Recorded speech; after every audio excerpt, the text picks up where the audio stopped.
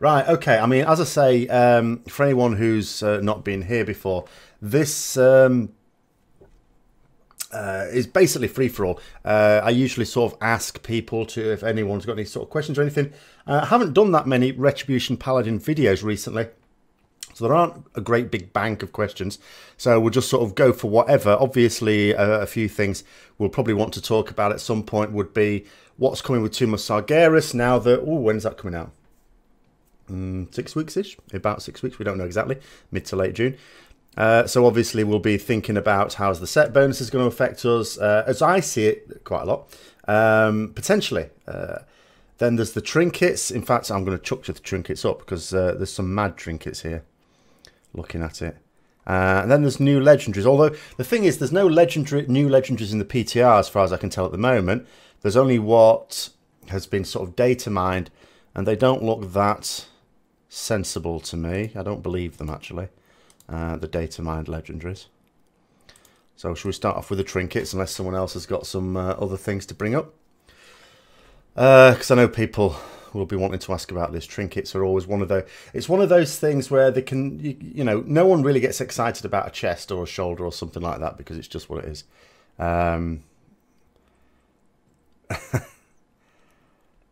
Oh, you like the Paladin? That's good. It is a nice class to have. I mean, in most expansions, in fact, every expansion bar Legion, I have always leveled up another Paladin as well, so that I have a badly geared Paladin as well, just to see what the content's like. I could actually go out and... I mean, I did in Vanilla, I remember actually, you know, when I was pretty well geared, raid geared, I sometimes used to do content deliberately in like crap gear, just to see what it was like. But then I just started leveling different alts. But I've not done that in Legion because alts are a real pain in the ass and I haven't done that much of them. But yeah, the thing with trinkets, and I will keep stopping every time someone asks a specific question. And I don't know, Pinky Tiger, whether that question was to me or Matt Matrix. But... they always seem to be this thing where they have to do something special. And there's a few trinkets I'm looking at here. I don't know if other people have looked at them. And you look at them and you think, what are you trying to do there?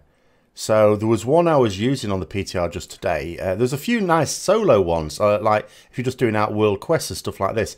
The Vial of Ceaseless Toxins, for example. So it says use inflict so much shadow damage. Obviously that'll depend on the item level and your own gear, possibly. Or the item level of the thing. Oh, for me, I'll tackle that in a minute then. It says, if they die over 20 seconds, so a dot on it. If they die while the effect is active, the cooldown is reduced by... It says 60 seconds there, but on the PTR it was 45 seconds. So it's implying here... I've got these off Wowhead, by the way. Good old Wowhead.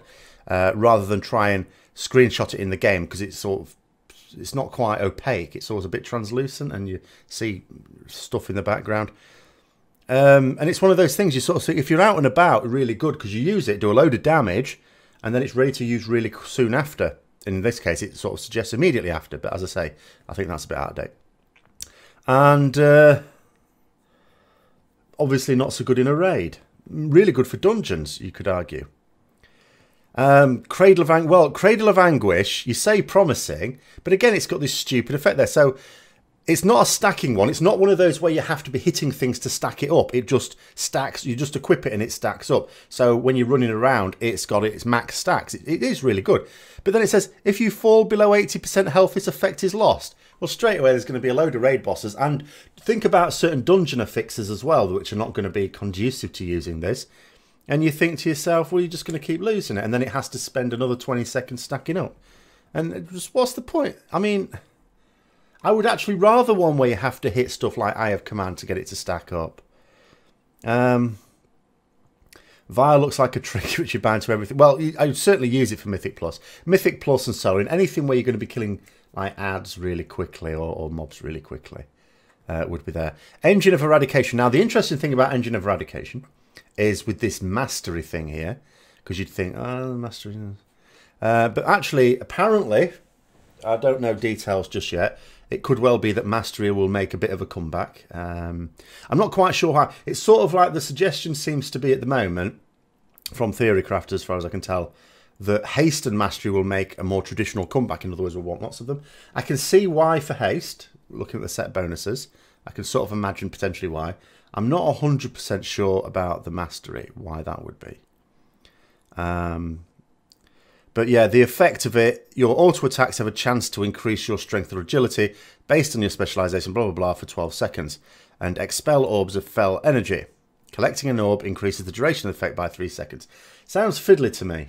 I haven't actually tried that one. I have got it. You can get them all off the Tauren in Dalaran or Stormwind or wherever. But the Engine of Eradication, I need to try it out. But it looks like it would be very fiddly. Because I don't know where these orbs would go. Presumably you're the only one who can pick them up. Otherwise that would be silly. And you're just thinking to yourself, so how long can you keep expel in it? It depends how often these orbs come out. Can you keep it going? Is that the point? Is it like the cloak, legendary cloak, where you keep it going for as long as you can? Or is it actually possible to constantly keep it going, always keep it going, between whatever is the RPPM of the thing anyway? Infernal Cinders that won't stay like that, because what they're doing with Infernal Cinders, I'll read it out for those who can't read it here. So you get some passive crit, and then your melee attacks will often deal an additional load of damage. And it says your melee attacks have a rare chance to apply melted armor to the target for 12 seconds, increasing damage taken from Infernal Cinders by 30%. No, that's not right. These are wrong. I've just realised, actually. It does something different now, Infernal Cinders. It does the fire damage, but the amount of fire damage it does increases, or when I was on the PTR anyway, if other people have the same trinket nearby. So it's exactly like the Legendary Ring was in WoD before they changed it, as it was on the PTR. There was a period on the PTR where with your Legendary Ring, for those who didn't play in WoD, what it did is it was an on-use cooldown. It's a 2-minute cooldown, so it lined up with our wings, in theory, really well. But one permutation of it before it went live was that you used this thing, and the amount of extra damage you did was dependent on how many other people there were sharing your primary stat in the raid. So for strength users, you wouldn't necessarily get a lot of use out of it. Agility users, you could fill a raid in theory up with agility users, so you could potentially get loads, which is obviously a really bad idea, because different people are going to get different effects out of it depending on the balance of your raid. And it also sort of encourages you to stack more people with that. And this would be the same thing. As I say, it's not reflected there. This is very bad. I should have noted. I was just taking screenshots and not actually reading it. But it's... yeah, so they would probably have to change that. Unless what these are data mined things that are going to be coming on the PTR soon. In other words, Blizzard have changed it. But yeah, on the PTR, it even went today. Hi, Crackerjack, going pretty well. Yeah, I mean, what we do with these is, as I say, if anyone's sort of got any questions, don't worry about anything I happen to be talking about at the moment. Just throw it out there. If I just wanted to talk uninterrupted, I wouldn't do it live. So just throw it in there. The Spectre of the Betrayal is one you get off Kill Jaden. That's another one that just sounds unnecessarily weird. 905 Arcana Crystal. Ooh. I don't seem to be using... at the start of Nighthold, I had a very bad situation with trinkets. I was just basically using stat sticks. And then over Nighthold, I've actually got a bit more... I don't know whether it's lucky or whatever. I now have a decent selection of trinkets. No really high item level ones like approaching the 920, 925. But I've got several 900 ones. Including the Scorpion trinket and now the Convergence of Fates at last, thankfully. How do I get my logs and gameplay footage? I am actually doing a logs review tomorrow. Someone who sent it to me a couple of weeks ago now. I'm hoping to get time to actually have a crack at that tomorrow. The easiest way is to message me. Well, the best way actually, technically, I suppose, is to email me at the warlordthete@gmail.com. Saving that, you can message me directly on YouTube. The downside to message me on YouTube is sometimes if it sees a link in there, and obviously there has to be a link for something like that, then, well, there doesn't have to be. I suppose you could tell me what your character is and which realm. Make sure you tell me which, like it was EU or NA. The problem is, but though, if it sees a link, it sometimes thinks it's spam and puts it in the spam folder. And I sometimes, certain times of the week, I have more time to read comments than others. So sometimes the weeks I actually get to read through them and check the spam folder as well. Because sometimes a lot of the stuff in spam isn't actually spam. And I get to sort of... So yeah, but the email I would always see, because that's not going to chuck it in a spam folder just because there's a link there. But yeah, message on YouTube or the email to the warlordthete@gmail.com. Working on Mythic Mag. Has my brain gone? What's Mag? Mag to me means Magtheridon. I don't think you mean that. What? Huh? Mag? I don't know what Mag is.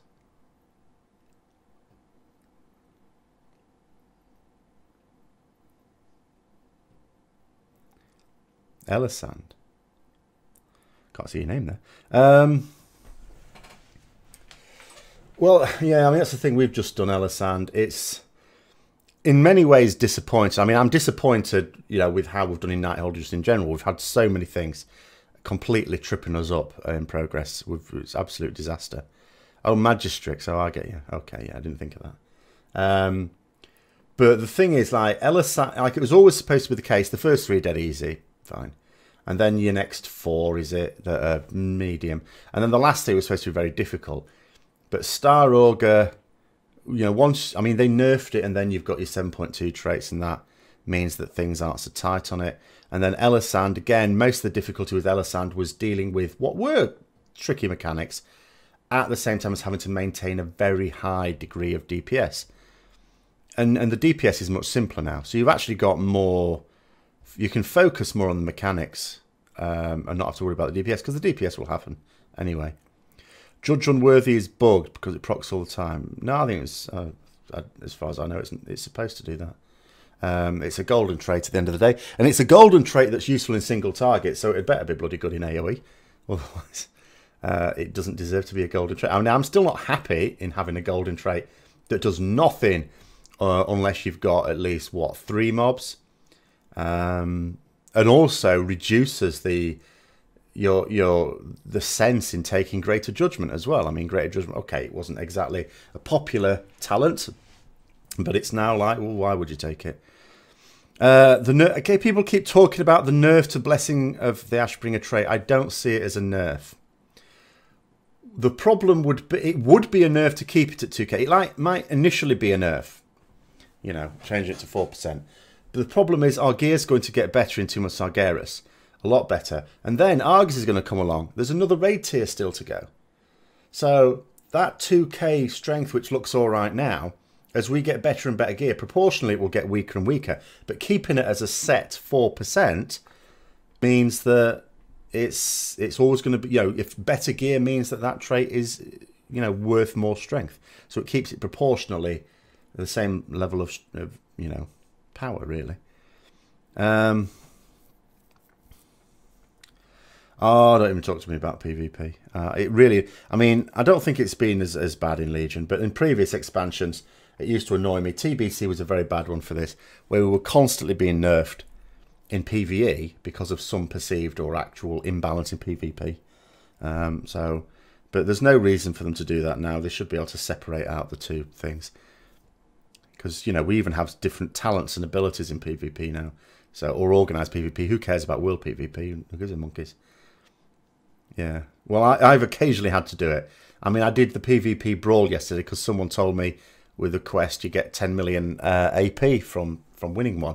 So we went in and did. It was a Warsong Gulch run in the end. Could have 10 flags. Do I think Blizzard will fix our talent issues? Not this patch, no. They've stated a number of specs, and it's not 1 or 2 either. It's about 6 to 8, or I can't remember how many specs it is they're already making serious changes to in 7.2.5. We're not one of them. So I would be amazed if they make any changes to our talents at all. And as it's getting closer, the thing is they're not going to make a sudden change to a talent with 1 week to go. They need to make a change with enough time to at least pretend they're getting feedback. So no, I really don't see it. No problem, Crackerjack. I actually do quite like doing the videos. But yeah, there will have to be another guide. Like there was no need for a new Essentials guide in 7.2 because nothing really changed. I did the updated Ashbringer one because of the traits. That's the only thing that really changed. But there may well be changes that need one for 7.2.5. Yeah, I haven't done the rated battleground wins one yet. I did a few. The thing is, I technically have done 10 since I got the skin, but because I wasn't using the skin to begin with, until someone pointed out, actually, to get the other colour variants, you need to do a load of stuff that has it equipped, which is a little annoying. So now I have it equipped. So, but I don't like it. I mean, I can find, which one do I have to hide? Infernal Cinders. Where is it? If I hide that one, I don't actually like that skin. I kept saying, when people kept saying, oh, isn't going to be excited getting that Shattered Ashbringer? It's like, no. I've spent over 10 years waiting to get the Ashbringer. Why would I want a broken one? Made of stone, by the looks of it. What are my initial thoughts on Infernal Cinders? As I say, what this says here is not how it was when I was on the PTR today. So, and I got these off Wowhead because I wish now I'd just copied it, you know, screenshotted them as they were in the game. It just looks very messy. Wowhead, much tidier. The fact that at the moment the way they're thinking is you're going to get more benefit if multiple people have that trinket is very bad, because then it's like saying, because you think about it this way, already I think Legion has certain levels of complication in playing your character that make it really, like, I get, it's a bit sad sometimes. People keep asking me, what should I use between this and this? And the answer always has to be sim it, you know, which talent should I use between this and this? Sort of have to sim it.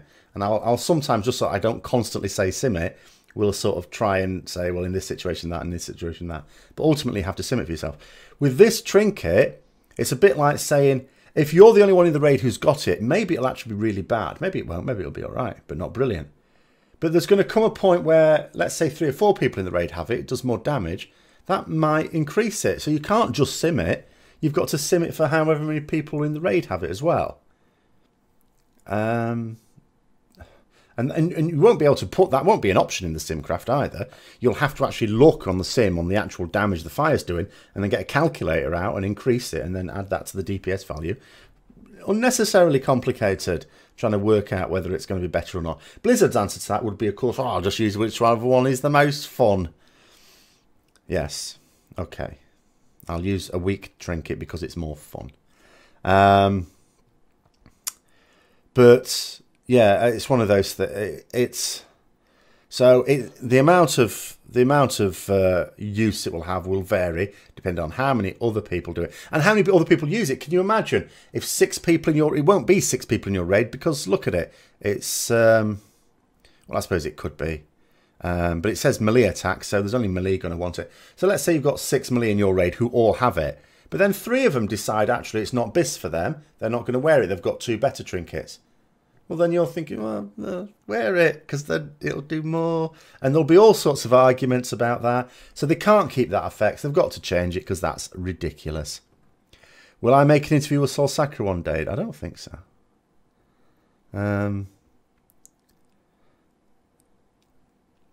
Bay may well get Soul Sacra on again. He hasn't done Ret Paladins in Legion yet.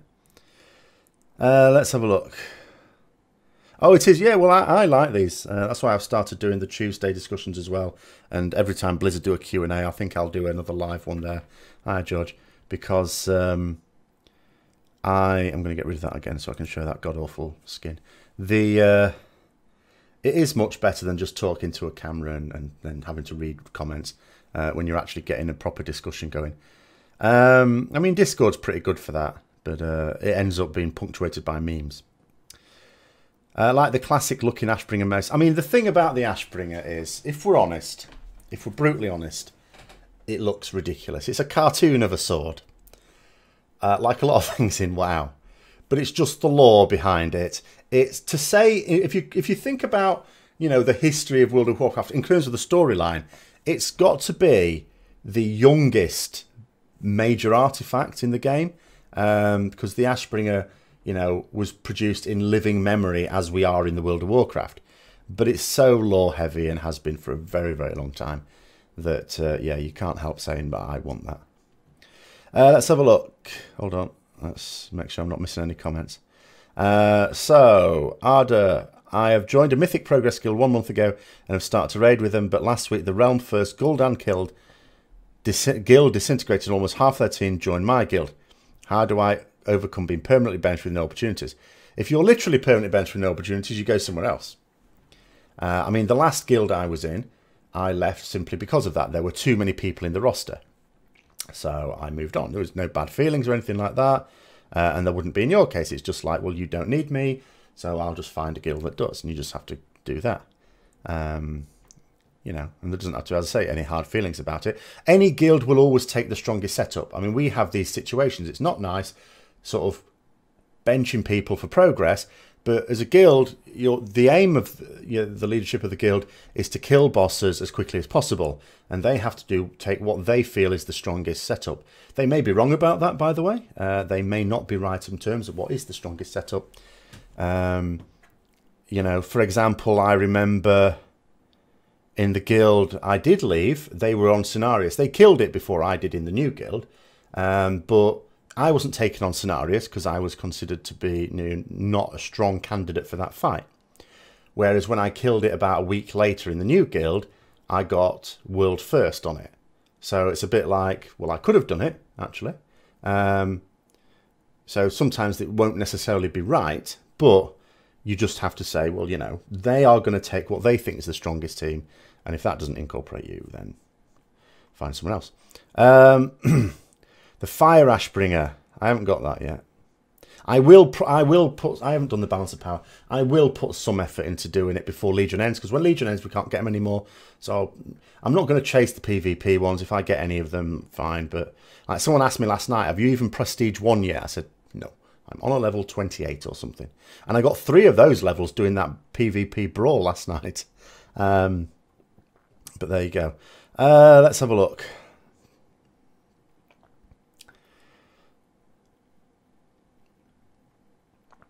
Should the Vrykul be a playable race? I think it's a bit big. The other thing is it's... again, it comes to sub-racers. Like, I'm okay with sub-racers if they did different variations of elves that might conceivably join the Alliance. Vrykul are effectively what humans evolved from, like with the Curse of Flesh type thing. So they're like Neanderthals, really, in the WoW world. But I don't mind them being, if you can make a smallish one, I don't mind them being a player, but not a separate race, just a sub-race. Like a human, you would have human racials and human be human, but just a different skin. Like in terms of your character customization when you create it. There's an oversupply of mythic raiders on your server. Blimey, can they come to my server? I'm finding an overwhelming lack of supply of mythic raiders, especially warlocks. I can't find a warlock for love nor money. The last warlock we managed to get, he was with us for a week. He like joined us. He was pretty good. He joined from heroic as well. He got, you know, he'd only really done heroic, and he knew his class pretty well. And he joined us for a week, and then on Elisand, he was cocking up some mechanics. We sort of said, by the way, you have to do that. Whether he took that badly or whether he just, because he'd suddenly been boosted to 8 out of 10, found a better guild, but he went to another guild. Why do I transmog include an Admiral hat? I'll tell you the reason for that. Because that Admiral's hat goes really, really well with the Martial PvP set transmog, which granted, I am not using this expansion because none of the Ashbringer things really go well with it. The thing that I think goes best with that Martial PvP set is the actual PvP mace, the double-handed mace. And that hat goes really well with it. And the reason is, when I went to Horde, I couldn't use that transmog anymore. Not only that was the hat different because it was a Horde hat, but the PvP set was different.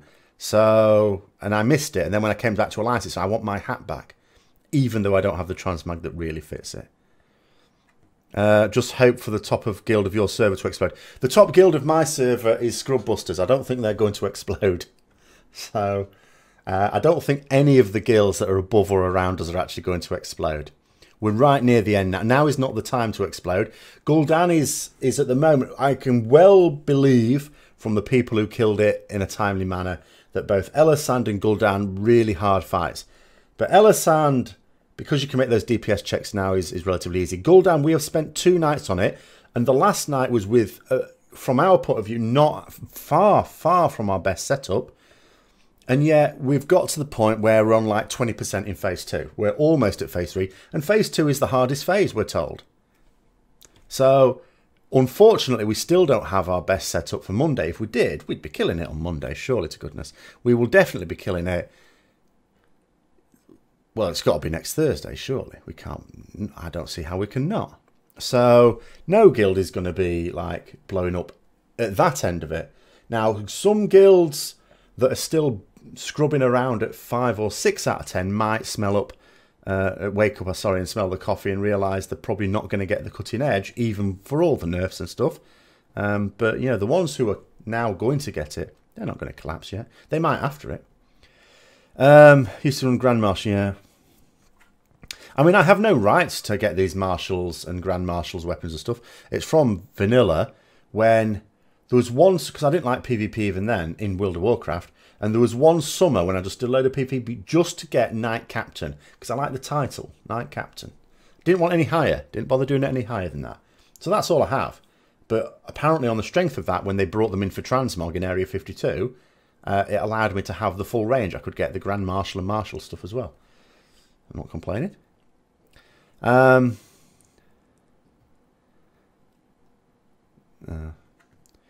What do I think about the nerf to our 4-piece bonus? Not that bothered, really.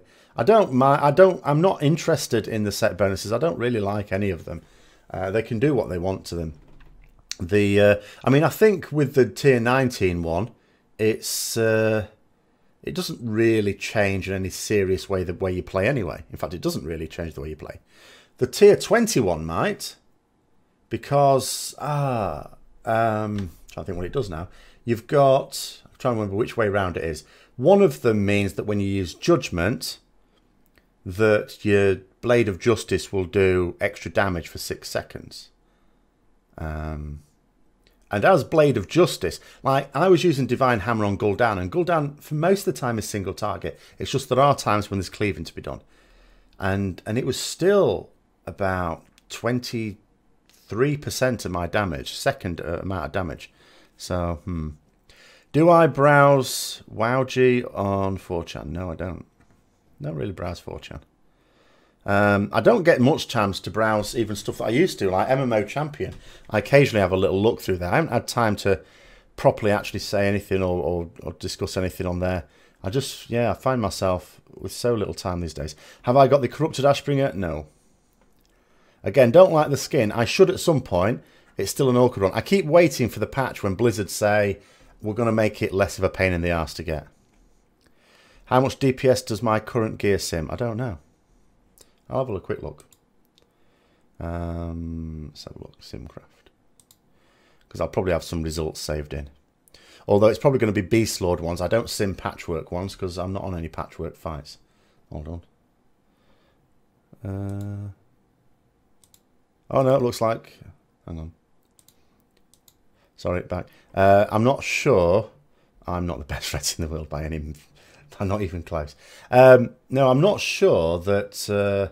what I sim, sorry. I just opened up Simcraft hoping it would have saved the results that I did when I simmed myself a couple of days ago, but it hasn't. That's weird. It usually does. But anyway. So, what's not safe? The Corrupted Ash... Oh, wow, G on 4chan. I don't even know what that is. I know what 4chan is. But, yeah. Have we finished? Where was with the trinkets? Yeah, so anyway, in general, yeah, trinkets I'm not impressed with these. Or any of them. Like some of them are all right for like solo stuff. Like the Cradle of Anguish looks all right, but you know, how often are you going to fall below 80% health on a lot of fights? Is it worth to wait to get the proc of the Concordance Legion 4 to use Crusade? What? No. I haven't got Concordance. I haven't been able to test it, but I don't think it's a predictable proc, is it? Or can someone tell me? If it's a random proc and you can't possibly predict when you're going to get... Like, there used to be procs with, like, internal cooldowns that used to be able to get then and with those cases, you'd sort of know when it's going to proc and you'd sort of come up with it. But in general, no. Use Crusade when you need to use it. It's not always off cooldown either. I mean, there are some fights when you want to use it when it's going to be best for the fight or when it's going to be best for you. But it's versatility concordance gives you, isn't it? It's not strength. Pretty sure it procs versatility, so unless something's changed and I don't know about it, because I wouldn't, because I'm still on like artifact level 48 on mine. I haven't scurried ahead like some. Oh, strength was versatility in PTR. Right. Have I played the brawl? Yeah, I did that yesterday. The Warsong Gulch brawl. Don't like PvP, but as I say, someone said to me, 10 million AP on offer. So I went, all right. And oh, is the versatility for tanks? I must have misread something then. Okay, straight. So, well, I mean, I will have a concordance point by the time Tomb launches anyway. Hi, Sense Station. Sense Station? That's an unnecessarily difficult name to say.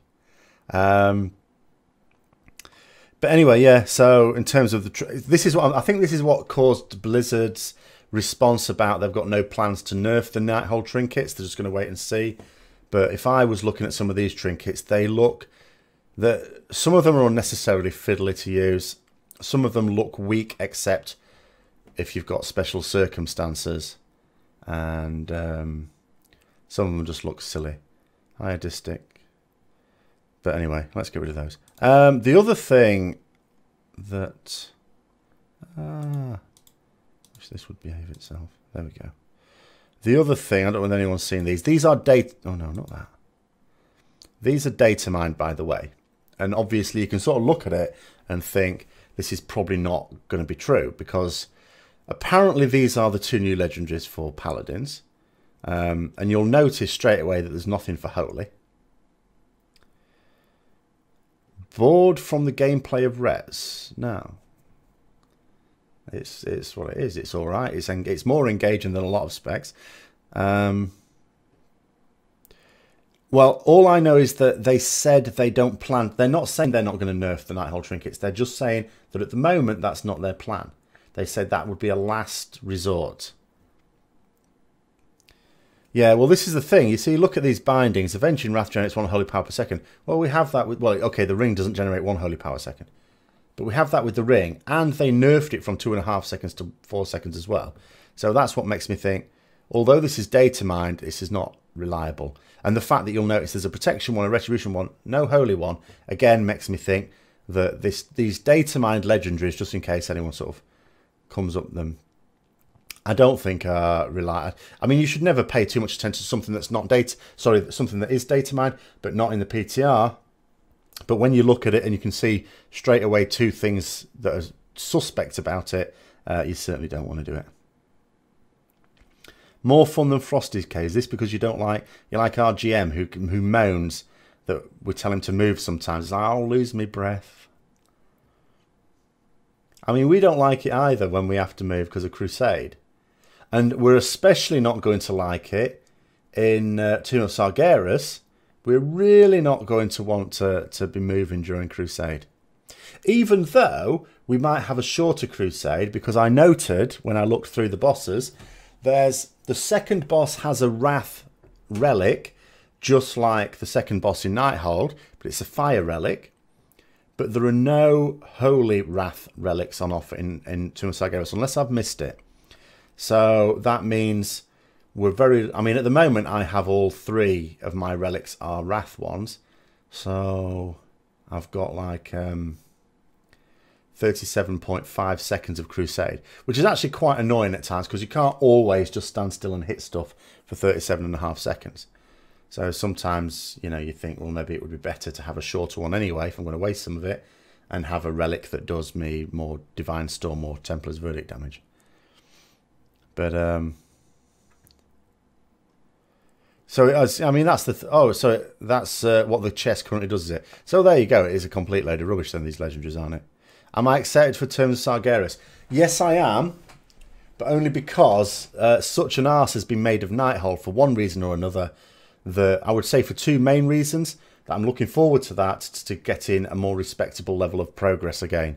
And we had two main problems. The first problem we had is that we were totally unprepared for Tomb of Sargeras because the officer who was supposed to be doing our tactics didn't. So we managed to make an arse even of the second boss. I mean, we killed it, but still, we took many, many more wipes than you should. And then we were also totally unprepared for the next set of bosses. So hopefully we can be, with a little help from Fat Boss, because I can't test these things myself, better prepared this time round, because I'll do that job if necessary. It'll be over summer when I will have sort of summer off, so I'll have more time to put into it as well. And also, we had massive recruitment problems. Coming up to summer, we could have the same thing, but hopefully not. Maybe we'll get lucky this time. How do I feel about the stat weights on our tier 20 set with the high amount of mastery pieces? Well, this is the thing. This is where the likes of Soul Sacra are working at the moment. There is a suggestion that we might actually want mastery in Tomb of Sargeras. So having mastery on them could actually be considered a good thing. At what eye level should we swap our Holy Relics of Nighthold with ones or twos? So depends. Again, it's another Simit job, and it really is, because there isn't a set item level that it's worth, because some things make Crusade more valuable than others. Some things, it's in terms of the fight, makes it more valuable than others. Like I was saying, there are times on some fights when I can't get the full benefit of my Crusade anyway, and if you're not going to be able to stand there and DPS with full duration, you've sort of reduced the worth of that relic. And then there's other things like items you can get. Like if you're using Horn of Valor, say, then that makes your Crusade more powerful. Or if you're... Or you could argue Concordance. Don't use both at the same time. Concordance makes it more powerful because in theory, I mean, it's very RNG as to how long the fight is, but that means you can potentially use your Crusade either at more convenient times or times when you can do more DPS, or get an extra use out in the fight, which makes the relic more valuable. So there are all these things, so you can't really come up with a value. I tend to run along the assumption that if it's significantly more than 10 item levels above, if it's 15 item levels above or more, I will get the non-Wrath relic. Maybe 10 if it's something that buffs Templar's Verdict or Divine Storm. What two Ret Legends are you using at the moment? Mostly the Chain and the Cloak. Not all, well, for raids, pretty much I'm using those two. When I'm soloing though, I replace the belt, because I don't use Crusade much, because I don't need to when I'm soloing, with Kil'jaeden's Burning Wish. And when I'm I don't really think about it when I'm PvPing, because you just use whatever's the highest item level slot, because they don't work anyway. And then in Mythic Dungeons, it depends on the affixes and which dungeon and how high it is, as to which one I use. Do you know how simming Beastlord is different to Patchwork? Yeah, the Beastlord sims bring in ads every so often, which is more realistic of certain fights. In particular, Gul'dan, which is the one we're progressing at the moment. Like, I don't care about the other ones. The only one I care about now is Gul'dan, because the other ones we can kill. I mean, on Wednesday we did the last two bosses in Heroic again, like we usually do, and then we did the 9 mythic bosses, including killing Ellison for the second time on our second pull. It's so straightforward now. So that's what Beastlord does. It's like single target, single, and then after every so often it tells you what it is in there. It introduces some adds into it for some cleave, which, like I say, is more realistic of certain fights, and especially Gul'dan. So that's why I go for that one more often. I mean, I usually sim Patchwork and Beastlord, and then I create 2 profiles in Pawn and just sort of see, how much it's worth for each thing. Do I think Rets deserve some attention more than other classes? I don't think it matters. Well, the thing is, I don't know. Like, it's easy for me to say yes, because we look at our talents and some of them are a mess. At the same time, I don't know a lot of the other classes and specs. In fact, I don't know any of them well enough. Like, even though I play a Hunter and a Warlock a little bit now, and DK, and I've got various others at 110, and I've raided with them at various points, I don't know them well enough to... I mean, I might not even be using the right talents on some of those. Don't know. Agrimar, I got Agrimar Stride as my last legendary. I used it for the sake of it for that day when I was doing world quests and stuff.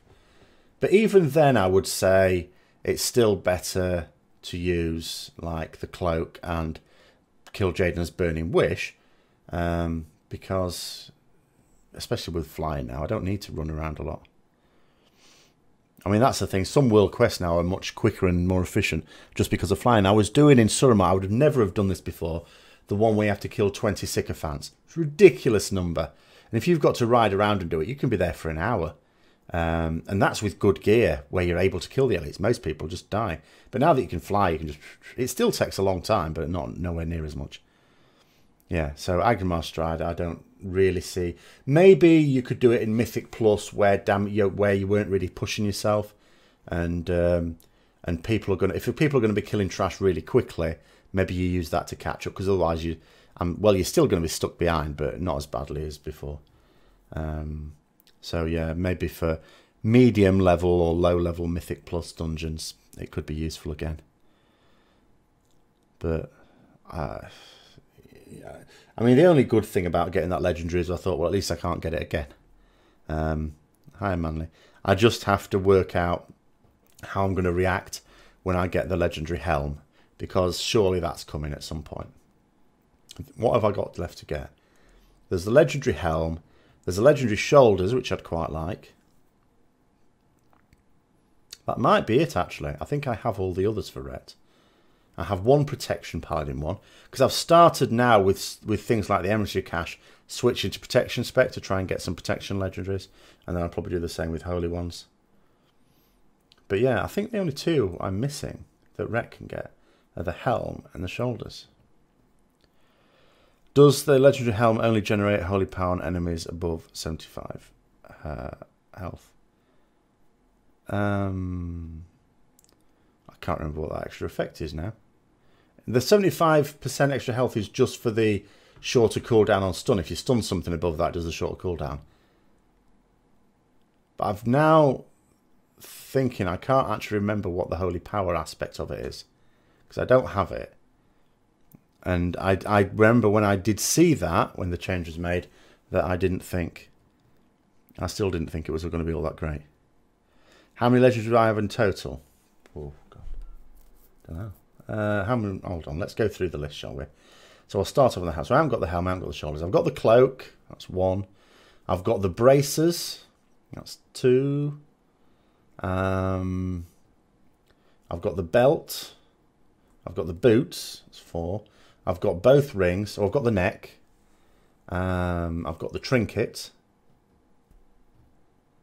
And I've got a protection legendary. Does that make 9? I think that makes 9. Unless I'm missing one out.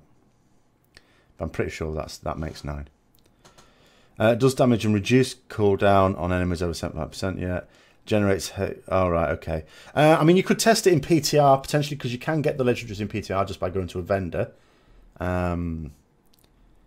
So that would be one way to do that. But yeah, it's just... even if it did, it would make it potentially okay for Mythic Plus, high level Mythic Plus in particular, where the mobs are going to retain a bit of health for a bit. It's no good if they're already below 75% before you can get a hit off. But it's a shame they don't work on PvP. I suppose world PvP. That would upset some people. Which expansion was the best for Retribution Paladins, in my opinion? In terms of gameplay and animations, I don't know. Maybe Legion, actually. Quite possibly Legion. I can't really speak about Cataclysm or Wrath too much. I mean, Wrath was the time when they were very overpowered, but I stopped playing after... Well, just before Ulduar came out, because I was so unimpressed with the expansion as a result of Naxxramas, that piss-poor version of Nax.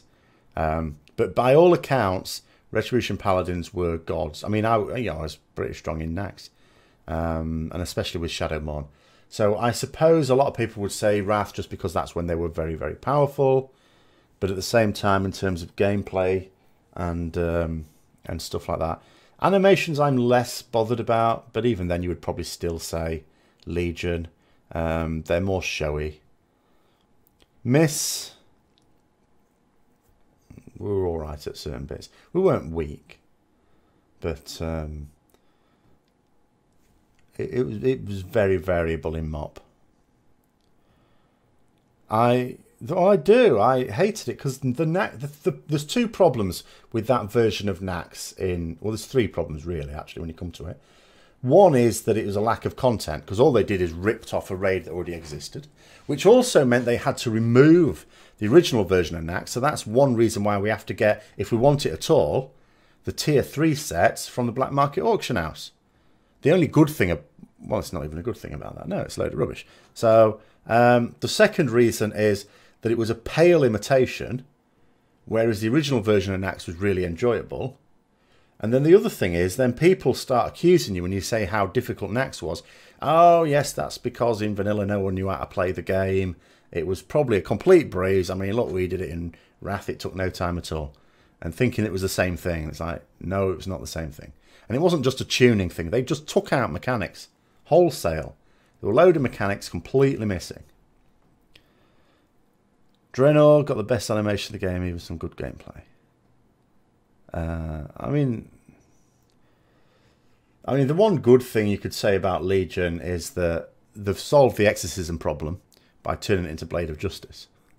So, I mean, I know people miss exorcism, but Blade of Justice is basically exorcism in a way that makes it work. I mean, they could have just kept it as exorcism. I think the reason they changed it is because they could have had exorcism on a 12-yard range. That wouldn't be a problem. I think it's because they moved with their class fantasy idea. They wanted to make the Paladin, we don't want them to have any ranged abilities.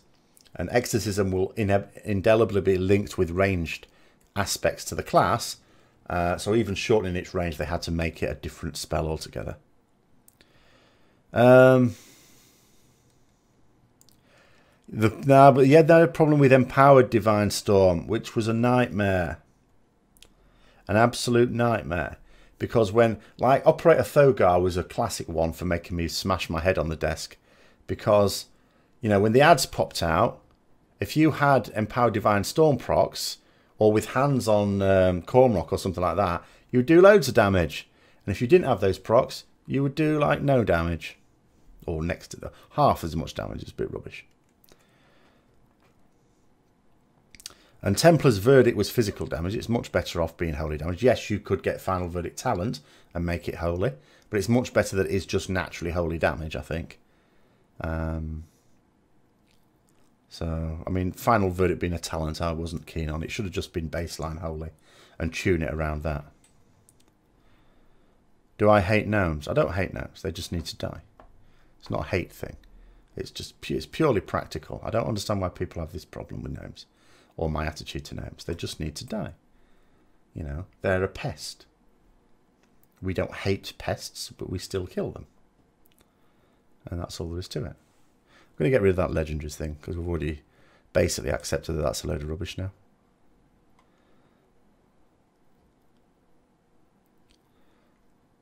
Where are we going?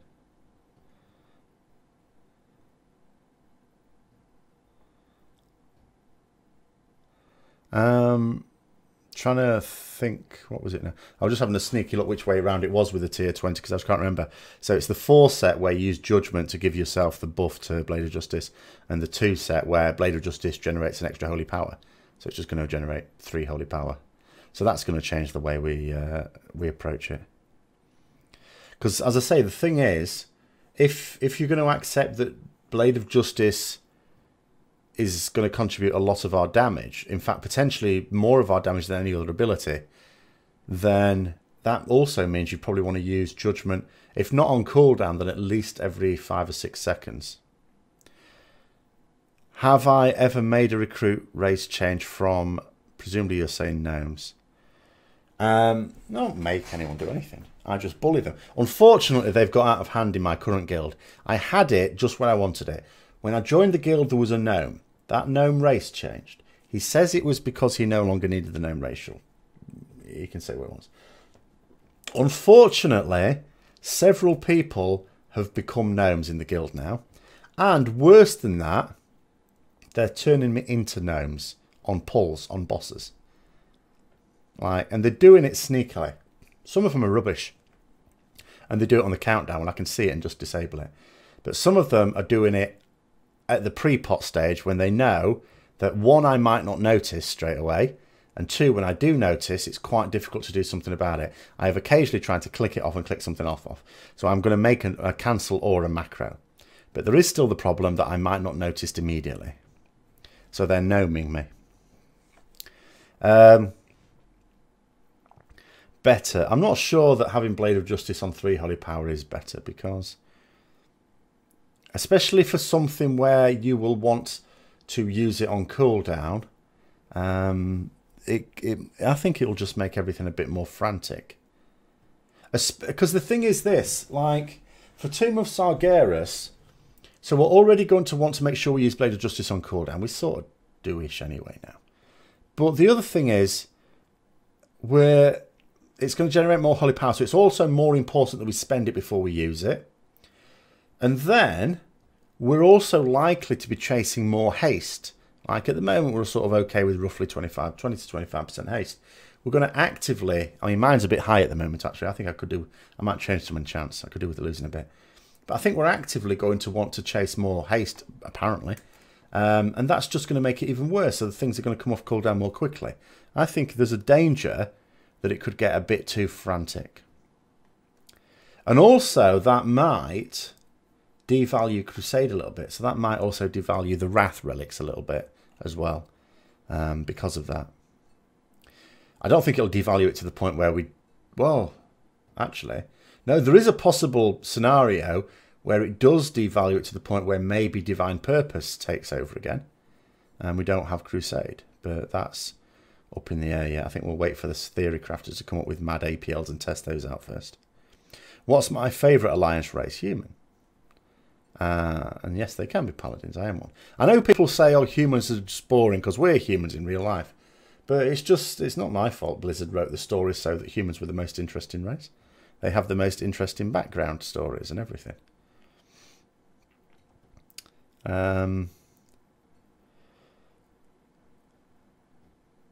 Get less crit or versatility.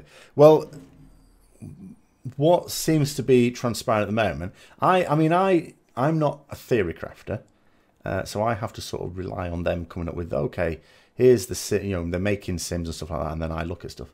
But what is a possible scenario is that, like, before well, there was a time when we used to chase haste and mastery from Cataclysm. And you would just go for haste mastery items. If it has haste and mastery on it, you would get it. That might come around again in Tomb of Sargeras. So if we are going to chase more haste, yes, it will be at the cost of crit and or versatility. In fact, the way it's worked out is really weird. I'm not quite liking the stats on Nighthawk gear, because I went from having like over 35% crit. It's really low now. It's like going down to 20%. Very low amount of crit. So I might bung that up, actually. I might get rid of a couple of haste enchants and change them to crit. But yeah, it could be. I don't want to say anything yet because it might not. But it's I think it's one of the things being explored, that haste and mastery might be a thing. Which means that the fact that we've got a master on a load of gear might actually be beneficial. But again, it's just going to mean that our rotation is going to be very, very frantic. Well, I have about, it varies because it does change a little when I change my legendaries. But I have sort of 27, 28-ish haste, which seems a little high.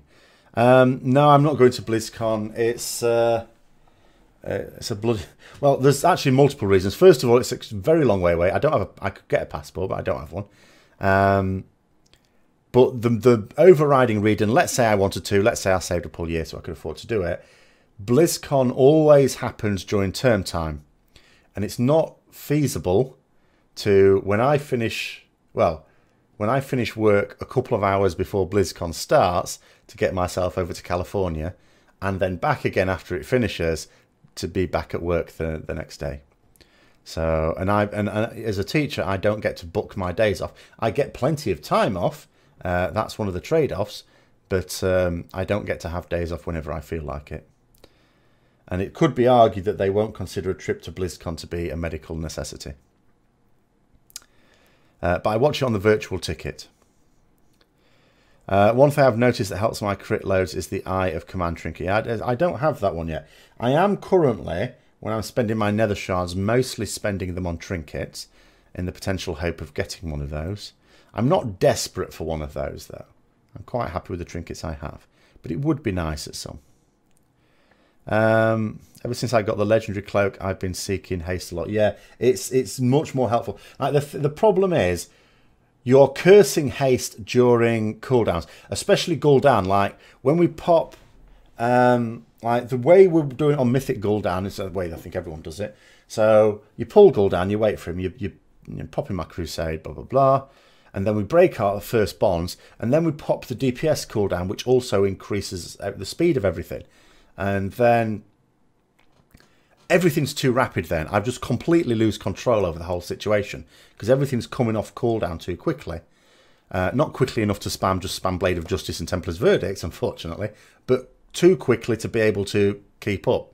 So you just have to try and get yourself into a nice little rhythm. And to have even more haste would really be horrible as well, because you've got, at the moment we're using heroism at that point as well. Then, when Crusade's gone off, that's when it's needed. So that's all there is to it. Do I think Garrison's killed any chance of proper player housing in WoW? No, at the time, I don't know the internal politics a lot. I gather that the main reason player housing never became a thing is because Chris Metzen was dead against them. Which is a bit of a shame, because it's the only negative thing I can say about him. And I don't like to say anything about any benefit of him leaving the company. I'm disappointed in that. But if he is gone, and he was the person who was basically saying no to player housing, maybe they could make a comeback. I don't think Garrisons would put them off, because Blizzard, if they're going to be sensible about it, will realise that Garrisons were never going to be a surrogate for player housing. They're not player housing. People want player housing. People will be very positive about player housing. A lot of MMOs have player housing because they're popular. Can I see gnoming on DPS logs? Unfortunately not, because they do it before the combat has started, technically. They're not going to channel and knacker their own DPS to do it. Guild housing, I'd like both. But yes, I'd be in favour of guild housing as well, definitely. And then maybe we could set it up so there are like areas where gnomes can't get into. Maybe there's a giant doorstep that stops them getting into a special no gnome room. That would be brilliant. But what's a safe percentage of crit to keep in relation to mastery? Whatever you can get. I can't think of any time in Legion where my crit, which has varied a lot, has ever had a low stat weight. No gnomes are clever. There's nothing clever about turning me into a gnome. It's a simple thing. It takes one button. All right. It doesn't, you know, and the idea that they've hit upon this concept of doing it at the pull, like literally at the pull, was just basically the infinite number of monkeys typing out Shakespeare. They didn't plan it. It just happened. If I would change one thing about Ret, what would it be? The fact that we've only got one DPS spec as Paladin, I suppose. But if it was just going to be one thing about Ret, I would change this sort of concept that we have to be an out-and-out DPS class. I would like it if Blizzard would introduce the idea of support classes. I would quite like to be like the melee version of a disciplined priest, for example. That would be suitable. So if they actually had support classes in the game, Retribution Paladins would fit that pretty well. Some people wouldn't like that, because I think what attracts a lot of Retribution Paladins is, I keep saying this, it's a brilliant spec for whoring, DPS whoring. And I think it attracts a certain number of players that like to rank high, because it's a brilliant spec for doing that. But I wish it was a support class.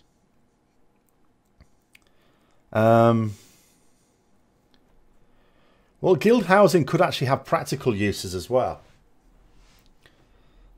But yes, RP meetings too, yeah.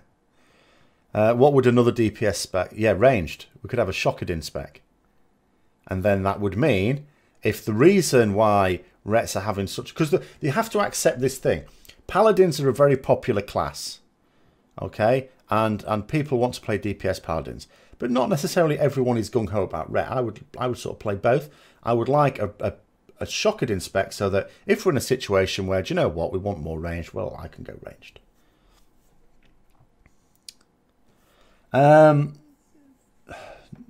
Knight can't be Paladin. You mean Night Elves? I've already got 2 bloody Night Elf champions. One of them's dead.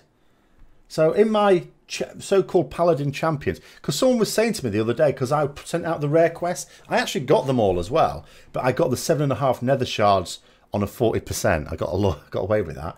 But I got all the rare missions off.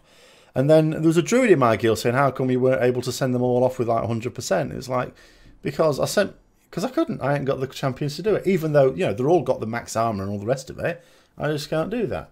And I was putting it down to the fact that I haven't actually got a full complement of paladins. I've got a night elf, a dead night elf, and a demon. What am I supposed to do with that?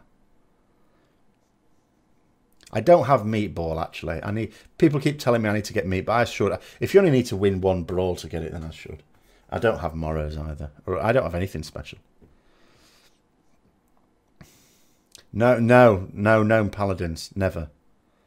But I don't think they'll ever do that. They're stuck in the Holy Trinity, really. Except it's not so much a Holy Trinity anymore, because I think there is now an actual divide between melee and range DPS. You could argue there always has been, but I definitely think there is now. So you have to. I treat it as 4 different roles now. What do I like about Ret so much that I stick to it? I've never disliked the way it plays. That's one thing. But the other thing is it stretches way back before World of Warcraft, before even Warcraft. When I started playing Dungeons and Dragons over 30 years ago, I first of all started playing like a wizard character, but then I played a paladin. And I really like playing a paladin. And then whenever you could play a paladin in something, I sort of tended to play the paladin archetype. And then Warcraft 3, of course, big paladin story in that. And then when World of Warcraft came out, I actually knew about World of Warcraft, but I didn't think I would like it, an MMO. So I didn't get it. And then a friend said to me, oh, you should get this, it's really good. And I said, can you play a paladin? And he said, yes. So I got it. So I was always going to play a paladin, even without knowing what the game was like, even without knowing what the other classes were like. I was never going to try the other classes. It was always going to be a paladin. So there is that side to it as well. If ever an MMO comes out where there is anything that is even remotely paladin-like, then I play it. So in Elder Scrolls Online, my main character is a Templar. It was always going to be that, regardless of anything else. In Warhammer Online, I first of all played a Warrior Priest and then played a Disciple of Cain. You know, it's just whatever. It's only when there is none. Like Lord of the Rings Online, there wasn't one. So I played a champion. Ghost of Paladin Vanilla made Paladin sound like a support spec. Well, they were. That's sort of... Well, for a start, you are quite limited. When you have to sort of run around buffing 40 people every 5 minutes, support is what you're going to do. You can't really do any one thing. The only thing that helped us even heal was the fact that we could put a blessing on people that meant they took more healing from our heals. That allowed our actual healing spells to be pretty beefy. If it weren't for, because we didn't get actual much time to actually use healing spells. Do you think about it?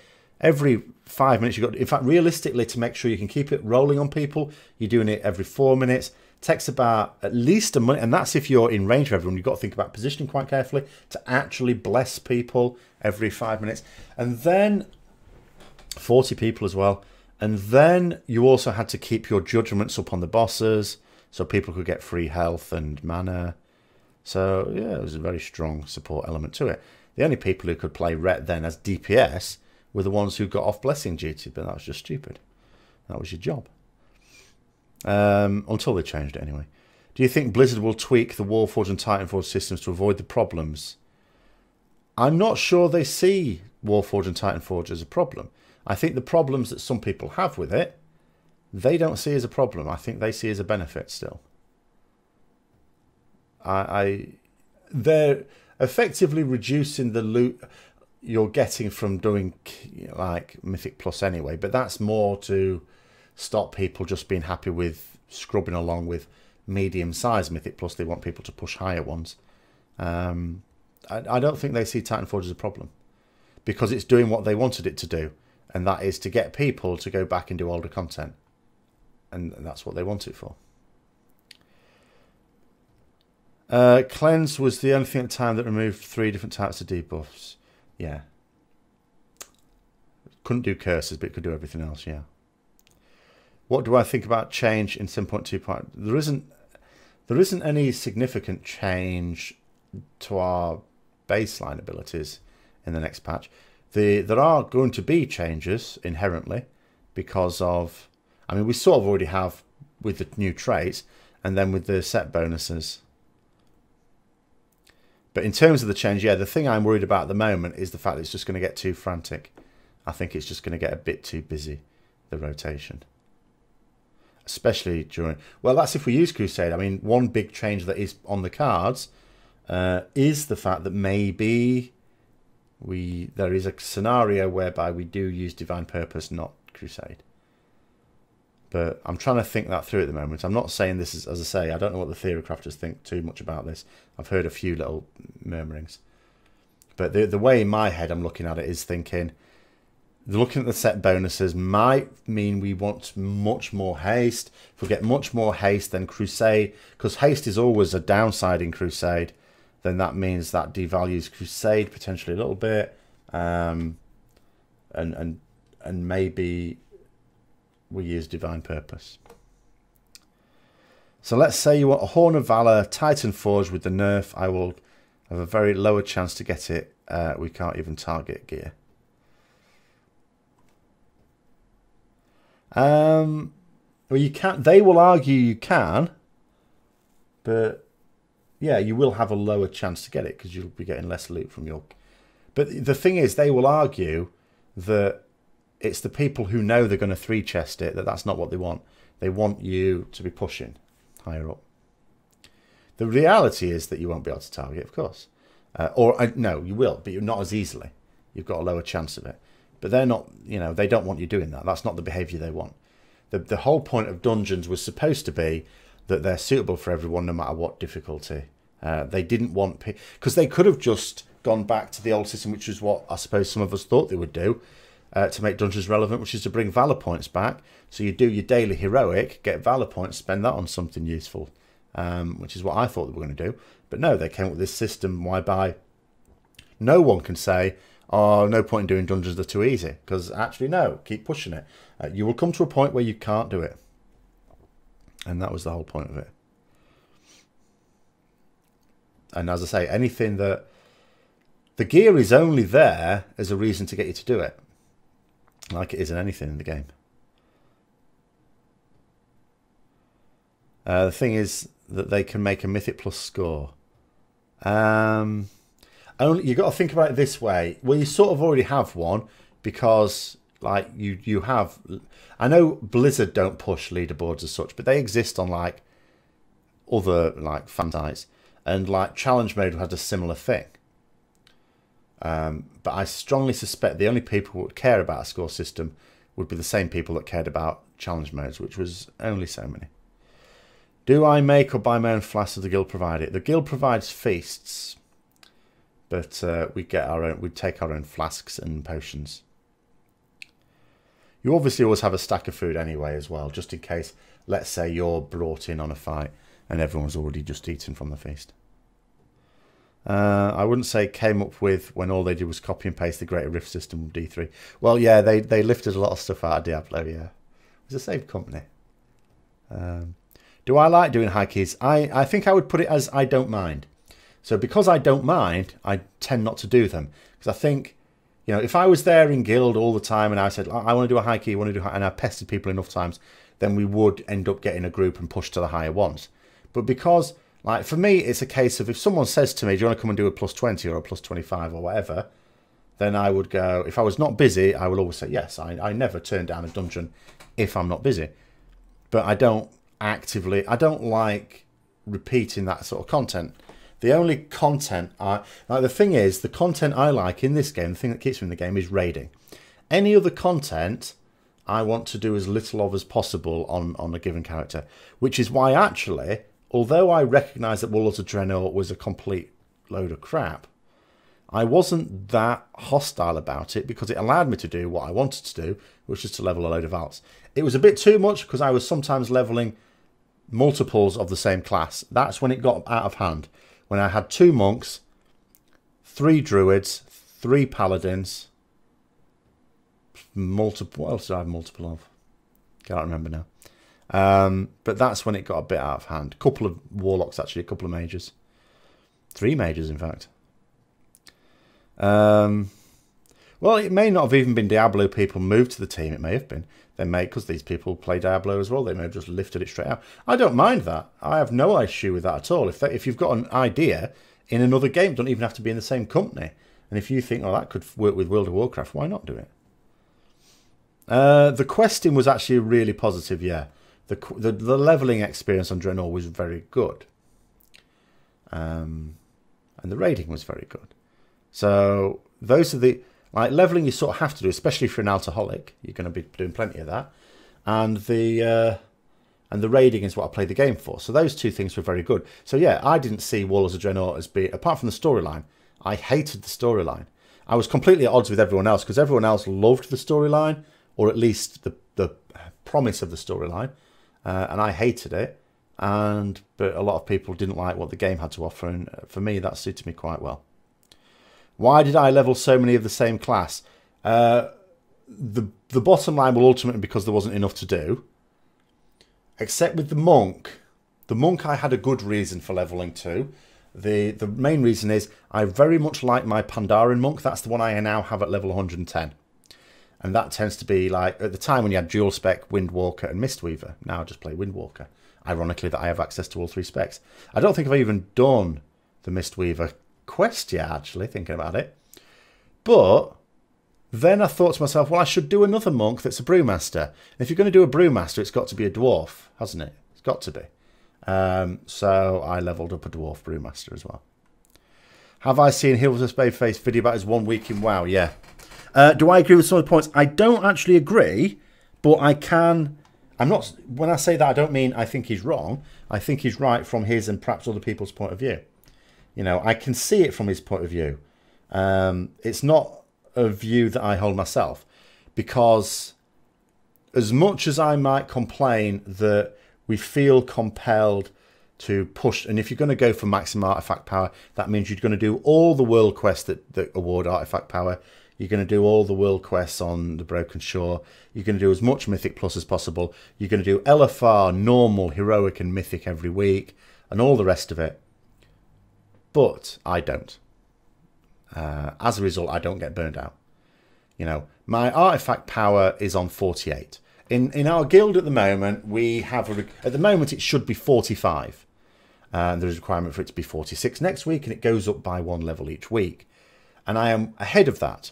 I am behind some other people. There are some other people that do all these sources of artifact power and on multiple characters. But... well, apart from the fact I do other things. I do things like this and the YouTube channel and recruitment. That takes up a lot of my time. And all that. I'm still searching for a warlock, you know. Maybe they're all gnomes and I just haven't looked under enough rocks. I don't know. But I'm struggling to find them. At least ones that are not DPS whores. Because that's the thing. There was a sudden flurry of warlocks last week that I thought, oh, I could approach these. And every single one of them was a DPS whore. Not necessarily even brilliant at that. If they were, I still probably would possibly look at them. But... yeah. So anyway, that's what I think. So but I can well imagine someone who does do too much of a particular type of content will just start to see it as being the same thing, because essentially it is. And as a result, get burnt out on it. So I can appreciate that. That's what I wanted to talk about on Tuesday, actually. I brought out a little video just about that earlier today. Is it worth to swap to Blade of Justice on single target bosses? Yes. As long as it's a pure single target boss. But are there any of those? I would say not. I did actually, when we were progressing on Star Augur, use Blade of Wrath. But now I don't. I use Divine Hammer because in actual fact, we know we're going to make all the DPS checks on the boss itself. And it's actually useful on those little pissy ads, which can actually be quite annoying. Earl wasn't a bad character, but a story clearly suffered from Russian. Yeah, well, that was the thing. They got to a certain point, and I know what they thought to themselves is, because they were doing that in Legion in parallel, it was a bit like, we keep going on with WoD when it's clearly failing, and that will detract from Legion, or we bite the bullet, accept that WoD is going to fail and bomb hard, but make sure that we get Legion running. As soon as it hits the ground, it's off. So that's what they did. They completely cut off WoD and accepted that people will say it's an expansion that brought no new content, which it was, but that was deliberate because they just axed it all because they knew they weren't going to be able to do a decent job of that and Legion. It's a bit like, do they turn it from shit into like mediocre and then have another mediocre expansion after it, or just let it be shit and have a good expansion after it? And obviously people will argue about that. But Botanist, well, yeah, I was using Blade of Wrath on Progress and Botanist as well. But again, now I sort of don't, even though, because there's so little in it as well, you don't lose much DPS. And it's not all like, you know, you've got lashes and the plasma sphere and stuff. I know they're only up for a couple of seconds. And I'm not saying it's worth getting Divine Hammer, but it doesn't do you any harm, I would argue. So I've just taken to use Divine Hammer on everything now.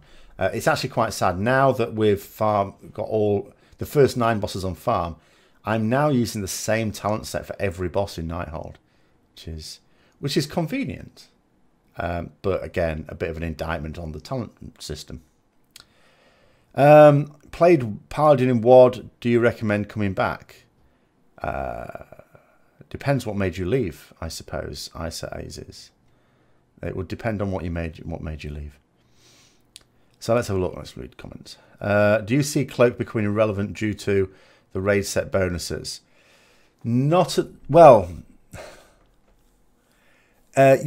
sort of yes. The current plan is that we will have a 2-set, a 4-set, and the ring, the good ring, Liadrin's Fury Unleashed, and the belt. So yes, but that probably won't continue all the way through Nighthold. There's going to come a point where unless you get lucky with Titanforge tier 19 sets, which is possible, that you eventually have to abandon the tier 19 two-piece because of low item level. But to begin with, yes, we'll be ditching the cloak for Liadrin's Fury Unleashed, is the current plan, unless someone discovers something cunning. Last time we killed Elisandra, my leader told me to soak every time. When we killed it, was the last DPS. You think I could have done better as a Ret? Well, not if you're going out soaking, no. I had to do that on our last kill, actually, because some range got themselves killed. And someone said, oh, I need a soak at Star. I said, don't worry, I'll do it. And then I saw where Star was. It's completely the opposite side of the room. And I thought, oh, shit. But off I went. Don't care. Not bothered.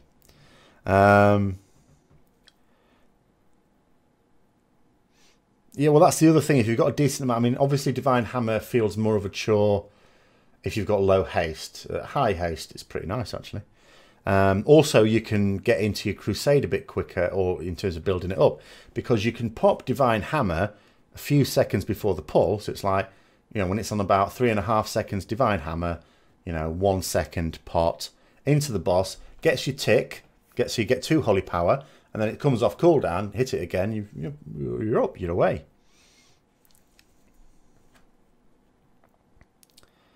Have I missed anything?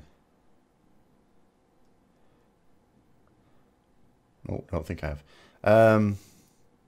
When is my UI video coming out? Ah, well, it'll go out on Patreon tomorrow or Monday, and then on YouTube the end of next week. So each week there'll be another one. But there'll be multiple ones with the UI. So I'm doing a general UI one, which just sort of shows what you want to be doing when you're customizing it. And then, as has been suggested to me, although I have an add-on on Elv UI, I'm going to do a few smaller, more targeted ones for different parts of it. How far are you into Golden Mythic? Almost at the end of Phase 2. After 2 nights, And with one of those nights not having our best setup, it's so easy now with the DPS. Which is actually a bit annoying that we can't have our best setup, because otherwise we would be killing it this Monday.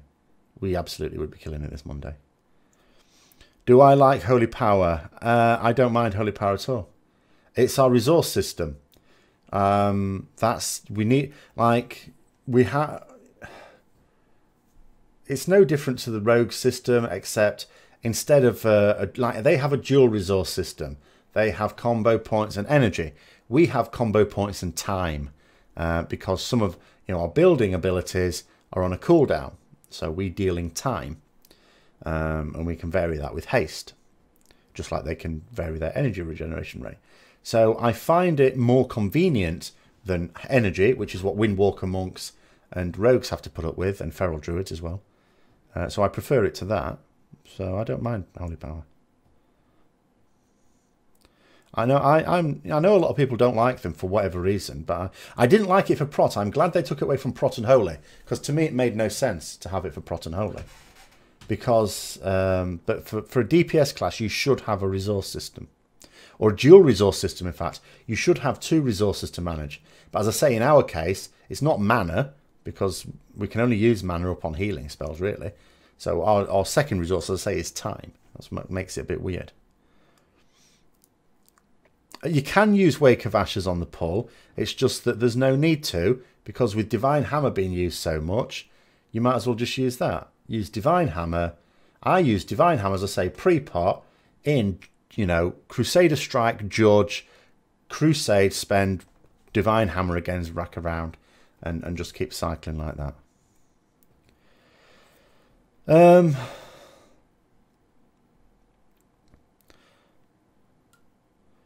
I don't really see that. I don't know that Blizzard could have done better, really, other than just making it the same as another one. There's just maybe a resource system you prefer that belongs to another class. It is a combo point system. It's exactly like a combo point system, except we don't have energy. Do you really like Fury and Focus? I prefer Time. But, each to their own. As I say, some people might like the concept of Fury. But it's just one of those, things. So, I mean, Blizzard are not... They make different systems for different classes in the hope that some people like one and some like another. But then people choose their classes for a variety of different reasons. But they can't make them too similar. They try and make some differences. I know there's not a lot of difference between, say, a feral druid, a rogue, and a mistweaver monk in terms of their resources, because they have the same resource system. Hunters are a little bit different. And then warriors, of course, with their fury. But I don't like fury. I don't think... I'm not saying it's a bad system. It's just not one I particularly like. In your opinion, would it be ideal to use your Arcane Torrent during your burst, or at the times you could potentially maintain and extend your cloak debuff during the burst? Get your Crusade stacked up ASAP. Where are your seals? Well, quite. They've gone, haven't they? Lots of things that have gone, which I thought were sacrosanct, but obviously not. But when Ret got combo points, they made as a copy-paste of a rogue. It's not. It's different to a rogue. Rogue, their builders don't have a cooldown. You have that energy instead, which sometimes is good and sometimes is bad. It's good because what it allows rogues to do is to spend a load of thing, and then if they have to change targets, spend all their energy and combo points, stuff like that, and then as they're moving, it's building up again, and then ready to use when they have to move to the other target. But not all fights have that situation, and where you can just constantly be on something, we have an easier time of it than a rogue, because a rogue is having to wait at times for the energy to build up, whereas we're constantly able. But the downside for us is, if we ever have to not be doing DPS because we've got to move out, something like that, it's ruinous, absolutely ruinous to our damage. The only way to do good damage is to be tunneling, which is why, as I say, it's a spec that attracts an awful lot of DPS whores, because they quite like doing that as well. Do you think that 80% of the Retribution Paladin talents in Alpha were better off than live one. Well, they messed about with them so much. No, there were a lot of times when the talents were completely bad. I mean, the only thing I would say about the talents in favour of them is at least we have... It's possible to have a set of talents that are actually good. We at least have one good talent in each row. And on some rows we have, you know, a couple. We don't have that choice.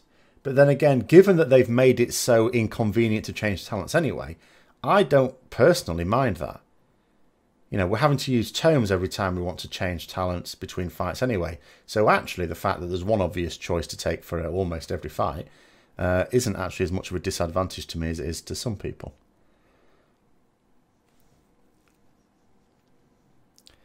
Coming from an assassin, rogue, and emerald nightmare to Ret Paladin Nighthold, I hated having to pool energy for a tiny burst phase increase. Yeah, well, I mean, I'm not hugely keen on energy either.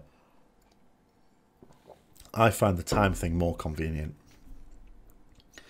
It just becomes more of a problem during heroism when you're popping your cooldown as well, because you have too much haste. Need a good internet connection to play Ret? Yes. Well, because you're constantly doing... There's no downtime with it. Like every now and then there's a small amount. But you're effectively... You need to be constantly whacking buttons. Which, you know, is a frantic style of gameplay that some people like. But at the same time, it's very punishing if anything interferes with that. So movement, swapping targets, anything like that. That's why it's really bad. Like on Elisand, like you start the fight, you pop your cooldowns immediately, and then the tank takes it to where the blue ad is. If the blue ad's some distance away, you for some reason, I don't know whether it's our tanks or the boss or what, we never really seem to get a smooth transition, because that's what I like. When if something's going to be moved, that's no problem, as long as it's smooth, so that I can predict, I know where it's going to be, and I can keep up with it. But sometimes you get a situation that's moving slowly and then suddenly takes off. And it's like, and you're stuck behind and you think, I'm on crusade here, I'm trying to build my shit up, you've run away from me. So yeah, during crusade it's especially problematic, and in Tomb of Sargeras that's not going to improve. During our DPS cooldowns, just a second not being able to do DPS is going to have a big impact. But yeah, I mean you get the same thing as well on like PTR and stuff. You will get more lag there. They tend to be in alphas and betas because they tend to be hosted on like North American servers. So if you're in Europe, you tend to get quite a bit of latency. I'm not saying it's unplayable, but it is noticeable. I suppose it's pretty bad for casters as well. I would agree. I think you mean support DPS. How do I think they do that in WoW today? Well, that's the problem. I don't think they would. I think there are certain things that they will not change in WoW because it's too old and long in the tooth. You know, it was the new kid on the block, and now it's the old grandfather. And I think there are just some things they will not change, and I think that's one of them. I think the idea of you're a tank, a healer, or a DPS is where it's at. We started as one of the slowest DPS classes, yes. Well, in vanilla, definitely. It was like, okay, I need to apply the seal every 30 seconds. I could judge and reseal, and then I'll run out of mana. So I'll tell you what, I'll just keep the seal on and auto attack. Then TBC, you were able to like reseal, but again, it was still fairly slow. But yes, and now we're very, very rapid. Do I think 7.2.5 will have some high single target DPS? I don't know. In terms of what our niche is going to be, it has to be said. It does all depend on...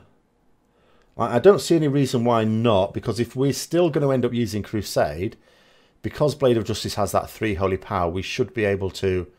It should get us to sneak out another Templar's Verdict. So controlled burst periods where we've got our Crusade available, we should be able to do very high damage. But only during Crusade still. There's nothing coming that's going to help us that much. I mean, the fact that Blade of Justice will do more damage, and the fact that it will generate more holy power means even outside Crusade will be a bit stronger. But then so will other classes.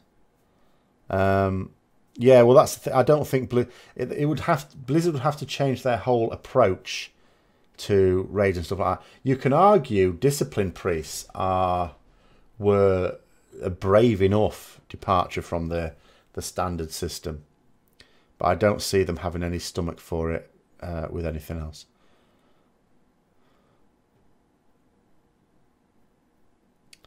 Loved the seal system in Classic as it made every fight while leveling a little different. Well, okay, yeah. You might have used light for tough mobs, tough elite mobs, or wisdom even, depending. Mostly I used command though. Hybrid classes could be fun and something I would like Ret to do. Decent damage and healing. Yeah, I would.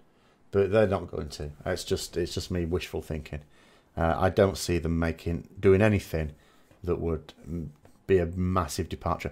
I think the only reason they did what they've done with Discipline Priests is because they had to move away from this Absorb Shield thing because it was too powerful and too easy to play. There were some players who were literally just going around their grid or fight applying shields. I'm not saying the good ones did that, but a lot of them got by just doing that. I'll do the questions in slightly reverse order. Do you ever offer to take a look at people's tunes and give pointers on gearing? The problem with gearing, I do with logs, but the problem with gearing is what pointers can I give you? I can only assume you're wearing whatever is the best set of gear you've got. If you're ever in any doubt, you just have to sim yourself with different types of gear. And I don't know, like, it's very difficult to target specific pieces of gear. Like, Convergence of Fates is something I've wanted since Nighthold came out, but I've only just got it. Actually, I got a normal one a couple of weeks ago, and then I've only just got the Mythic one in the last week. But until then, I had no Convergence of Fates of any kind. So even though I was killing the boss that drops it several times a week, and coining it every time I came up to it. So, apart from an LFR, but even then I was still sort of doing it a bit. So the other one, what do I miss most about Retribution Paladin? What do you mean miss? I'm playing Retribution Paladin. What do you mean miss most about it? I'm playing a Retribution Paladin now. Do you mean a previous version of it? I actually quite like Retribution Paladin now. It's like, not as I would have it, but I don't think back to a previous expansion where I thought it was better. You know, I'm sort of okay. I've been okay with how Ret has been in most expansions. Random question. Do you know the name of the font you use for LVUI stuff? Well, it sort of varies. There is one, I think, called Adventure, which I use a bit. I think it's called Adventure. But I usually when I look at the font, like the standard fonts are always god-awful, and I just scroll down and go, and I just keep changing it until it looks sort of legible. And then you'll notice, because you'll notice different fonts somewhere else. It might be that there's some fonts for some things in LVUI where, because I don't read it that often, I don't care what font it's in. So in past expansions, yeah, I don't have a preference. There were pros and cons to all of them. I don't yearn for a past iteration of Ret Paladins, because I've never been 100% happy with them. But I've never been so disappointed. Because if I was that disappointed with them, I would probably have stopped playing the game. Well, actually, at one point I did stop playing the game, but it wasn't to do with my class. How would I design a ranged Paladin DPS class? I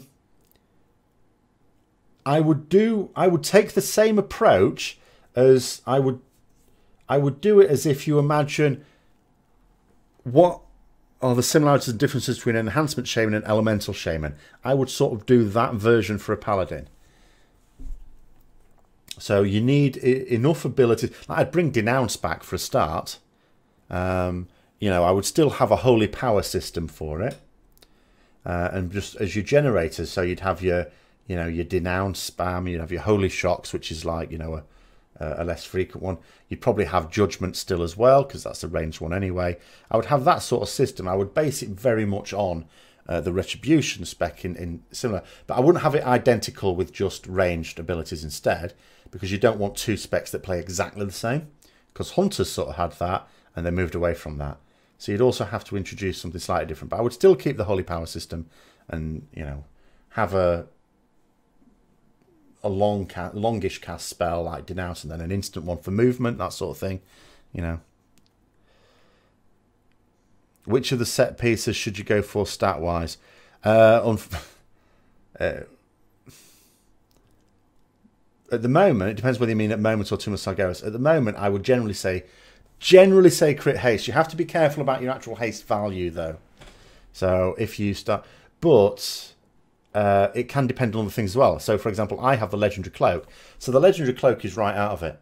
I also have a 925 chest with a socket, like non-tier chest. So I'm not using a tier chest either. So that sort of determines my 4 set pieces. So it depends very much on the item level of your other stuff as well. Like if I've got a if I had a 925 chest, for example, like tier chest, and I didn't have the 925 non-tier one with a socket, then I'd be using that tier chest. 200 resource. Well, you could change the resource. I'd still just keep Holy Power. But I'm not sure. I mean, Holy Shock, I suppose, could be a spender. Yeah, maybe. I was thinking more in terms of it being a builder. I wouldn't want just one builder. I'd want other ones as well. And I was thinking Holy Shock for like the one on a cooldown, you know, maybe 8-second cooldown or something like that, and then Denounce as your main spammy one, and then you've still got Judgment. In 7.2.5, still Legendary Cloak or 2-set bonus. 2-set bonus at the moment is what it's looking like to begin with. Maybe later on when item level gets above what you can get for your tier 19, unless you get lucky with like Titan Forge. You'd have to keep your eye on it. You'd have to keep simming it. But at the moment, certainly at the start, you're looking like 2-set plus 4-set. That's assuming you've got access to all the legendaries or the decent ones. How are the stats for me? They're decent. I mean, anything with... I don't mind any of the stats, really. I just try and move away from mastery. I keep my mastery fairly low. Like, I've got something like 15% versatility at the moment. The 75 talent roll. Oh, no, you put me on the spot now. Hold on. Is that the healing one? Is that the Justicar's Vengeance, Eye for an Eye, and Word of Glory? I don't always remember which is which.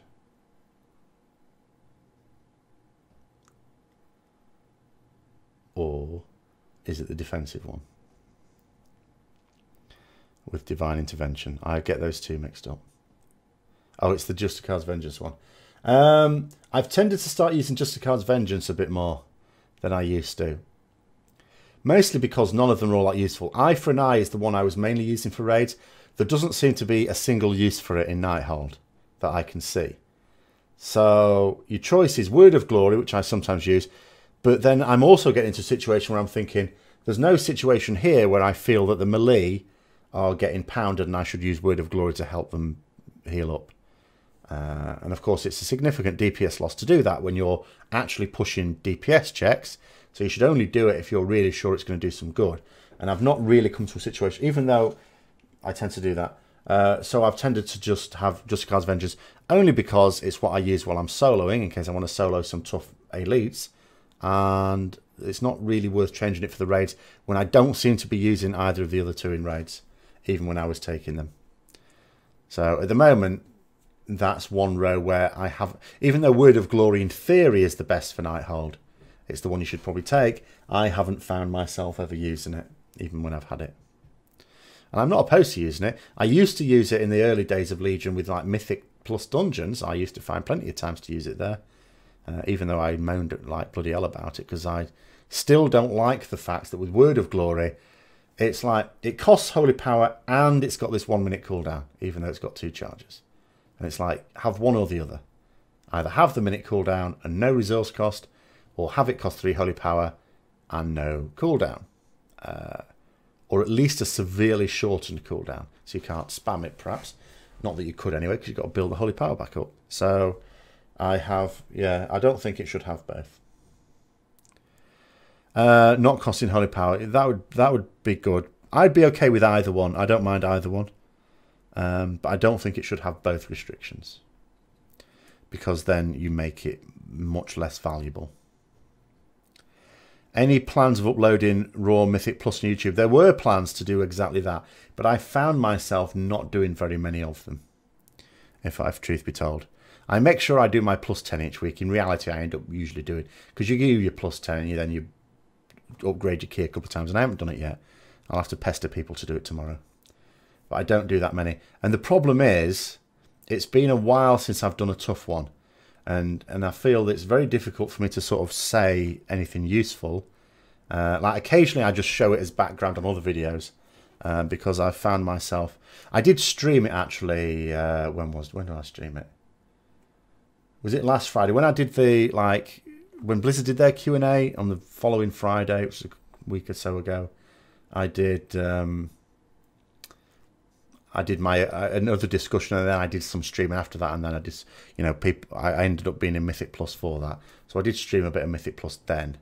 So you could, if that video is still up there on Twitch, you could look at my Twitch channel and see if that's still showing from, it was either last Friday, not yesterday, or the Friday before. I can't now remember. But yeah, I was planning every week on doing some stuff about Mythic Plus dungeons, but I just find myself not doing so much because people aren't pestering me like they used to. So I only do them, and I don't really do them apart from the ones I need to do unless people sort of ask me, because I don't want to do them over and over again. No, I think Mythic Plus is good. I don't criticise it, but the reason why I still think it's good is because I don't allow myself to get burnt out. So I only do a bit so that it stays nice to do, but not annoying to do or tedious to do. Because that's the point. That's why so many people got burnt out, because the temptation to do lots of it and get your artifact power up is too great. And I think Blizzard have done better because I don't feel compelled to do it as much as I did. We've been eased into it by the fact we got our 7.2 traits at a time when we don't really need them. People killed Mythic Nighthold without the 7.2 traits. So any extra traits we get are just gravy. And by the time we need them for Tomb of Sargeras, we'll have them.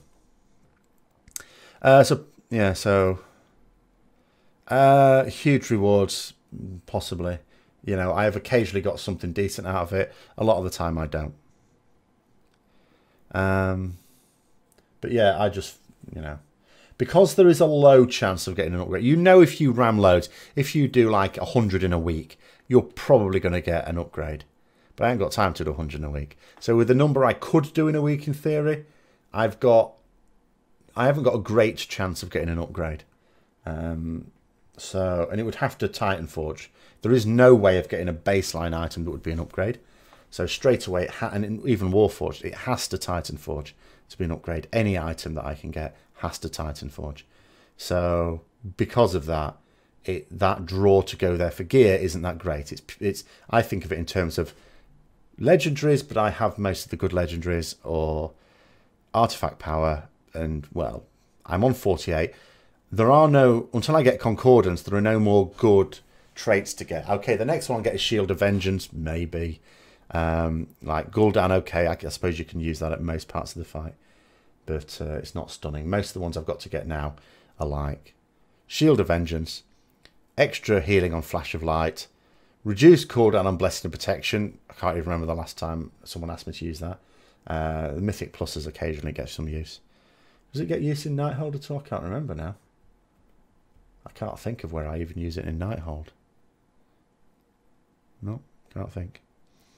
So that one's useless as well. So the next few I've got to do are completely useless.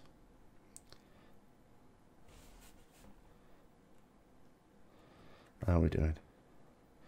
Right, I'll be coming towards the end now. Obviously, if there's still a few more things people want to say or questions and stuff, we'll still keep doing that. But getting close to the 2-hour mark, which is where it generally peters out a bit. Aren't they nerfing Concord 7.25? I don't know.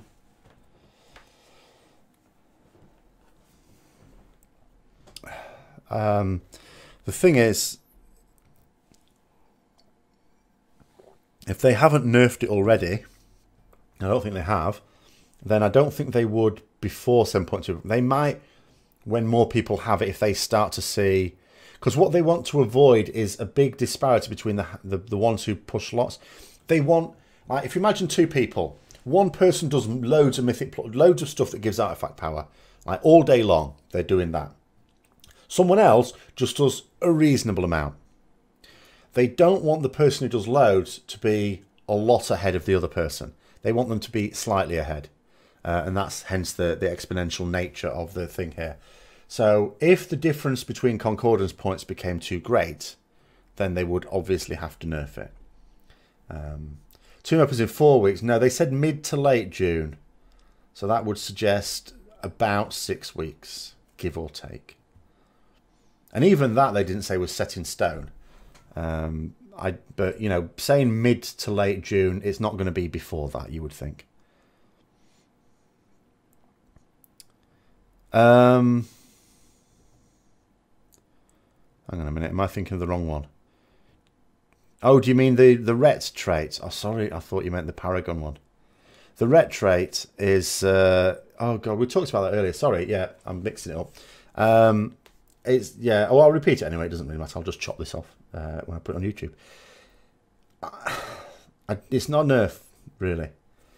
Because the problem with... They never should have had it as if you're talking about the strength on the 4% of strength, they never should have had it as a base amount of strength, because that they would have been nerfing it to leave it as it is, because as we get better gear, 2k strength is going to be worth less to us proportionally.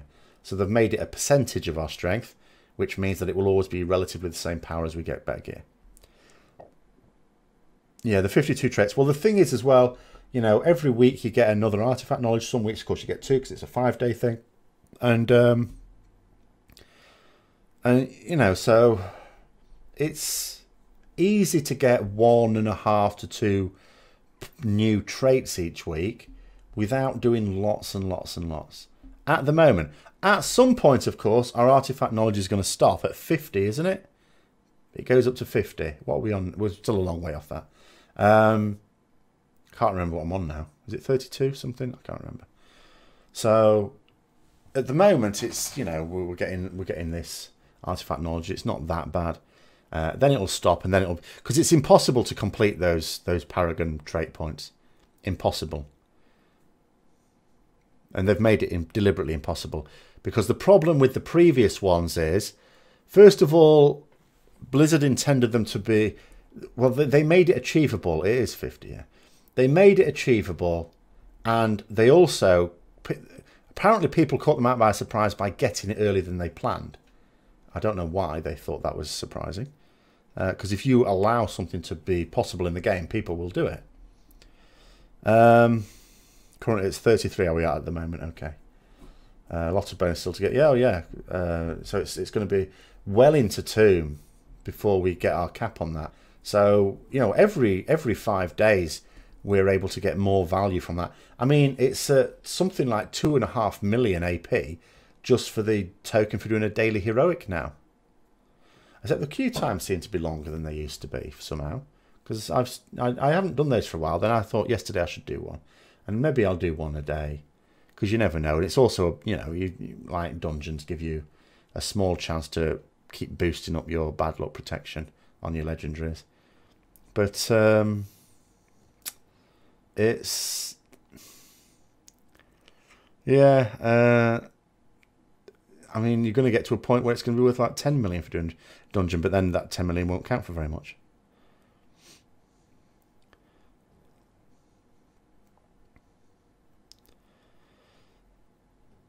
The main thing with my alts now, I have too many of them. Most of them are behind on artifact knowledge now, if truth be told. Because you'd think, well, it's not too much every few days to go around, but that would mean I'd have to do world quests and get the order resources. It would be quite nice in a way.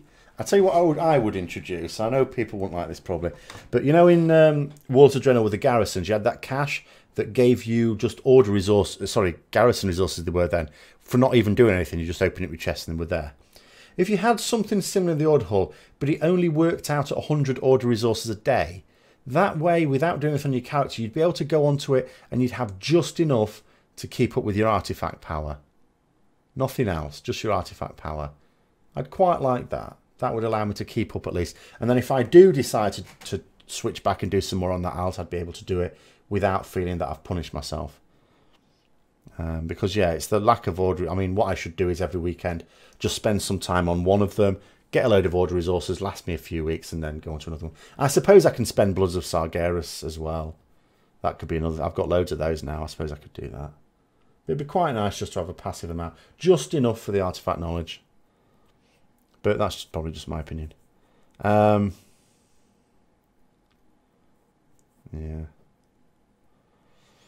Mythic plus an emissary every day. Find it worth it. The emissary is because of the legendaries, if nothing else. And of course you get a decent amount of AP and rep. And, well, order resources actually I've got too much. Will we save Retribution Paladin for 7.245? It depends what you mean by save.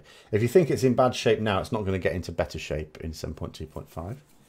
Because they're not changing the basics of it. The gameplay, I think, will change a bit.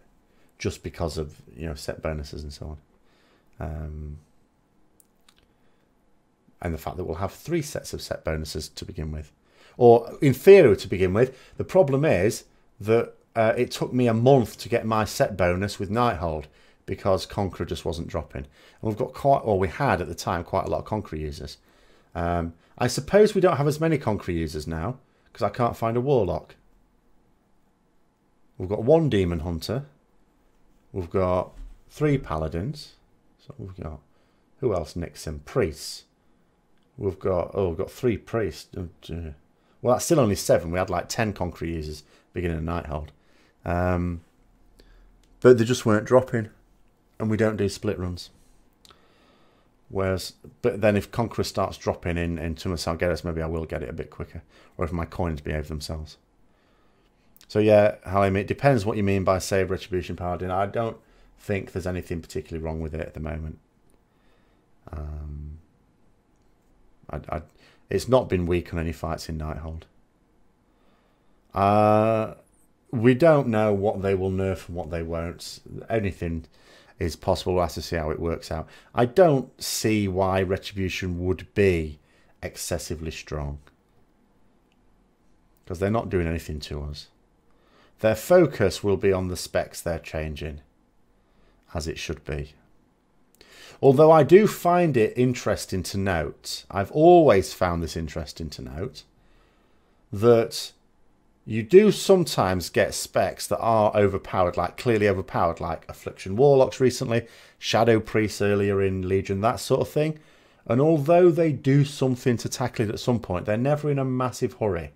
But whenever Retribution Paladins are in that state, it's immediate and usually a very knee-jerk, clumsy reaction, which actually sends you too far the other way. But yeah, I don't want to play the victim role too much.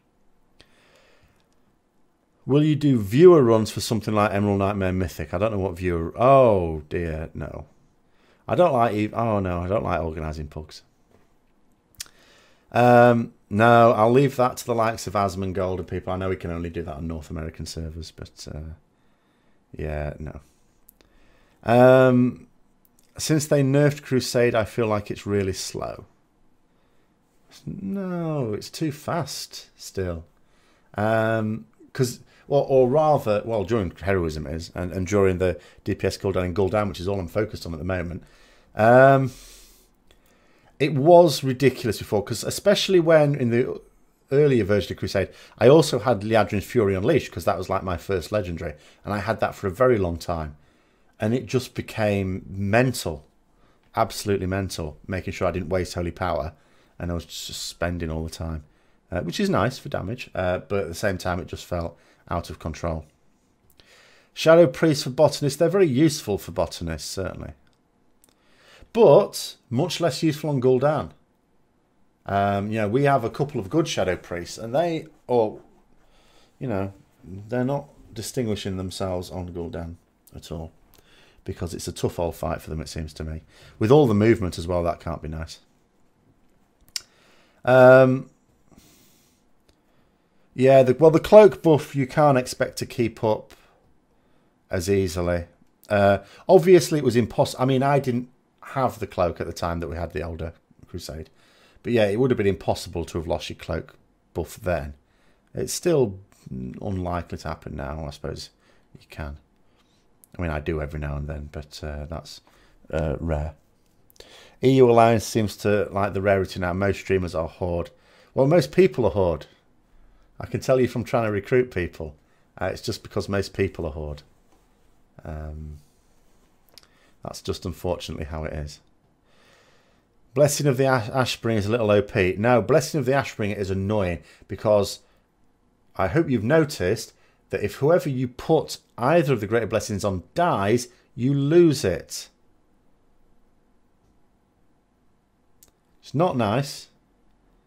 But at the same time, you can't just put it on yourself because there are at least some healers who appreciate the Blessing of Wisdom. I sometimes... And then I put a Kings on a tank because I think, well, if the tank dies, they're in trouble anyway. But yeah, I actually didn't realise this myself until Botanist a few weeks ago. When the icon I have to show me when I don't have it suddenly flashed up. And I thought, what's going on? I just suddenly realised, last phase Botanist, oh, healer's died. Shit. So I put it on myself. And then it takes a few seconds to register as well to go on. So I don't like that Blessing of the Ashbringer. It's nice having the extra strength, and most of the time you think it's safe enough because, you know, all you have to do is put those blessings on people. But I need to put a sound effect on it as well, so it's a big icon, but I need to put a sound effect as well, so I'm in no uncertain terms when I lose it, because it's a lot of strength to be losing.